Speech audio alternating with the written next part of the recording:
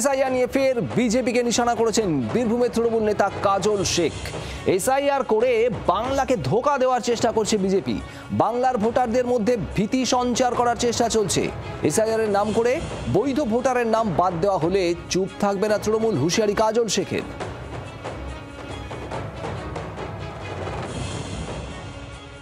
SIR এর নাম করে একজন বৈধ ভোটারের ভোটার লিস্ট থেকে তার নাম বাদ যায়, যদি বীরভূম জেলার একজন নাগরিকের নাগরিকত্ব হরণ করা হয়, তার সাংবিধানিক অধিকার থেকে তাকে দূরে সরিয়ে রাখা হয়, তাহলে বীরভূম জেলার যারা মামাটি মানুষের সৈনিক আছে তারা চুপ করে বসে থাকবে না।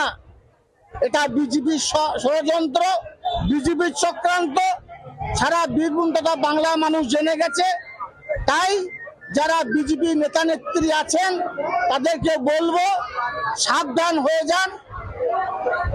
এসআইআর হোক, কিন্তু একটাও ভোটার যেন তার ভোটাধিকার অধিকার থেকে বঞ্চিত না হয়, তাহলেই তোমাদের কপালে বিপদ আছে।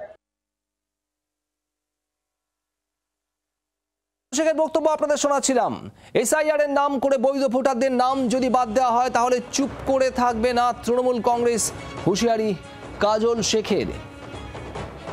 বাংলাকে ধোঁকা দেওয়ার চেষ্টা করা হচ্ছে এই এসআইআর করে, বৈধ ভোটারদের নাম বাদ দেওয়ার চেষ্টা, বাংলার ভোটারদের মধ্যে ভীতি সঞ্চার করার চেষ্টা চলছে, বক্তব্য কাজল শেখের। এসআইআর নিয়ে একের পর এক হুঁশিয়ারি। আর এবার কাজল শেখ বীরভূমে দাঁড়িয়ে তিনি বলছেন, এসআইআর এর নাম করে বৈধ ভোটারের নাম যদি বাদ যায় তাহলে সাবধানে থাকুন বিজেপির নেতা নেত্রীরা, চুপ থাকবে না তৃণমূল, হুঁশিয়ারি কাজল শেখের। বাংলার আওয়াজ, বাঙালির আবেগ, জি 24 ঘন্টা।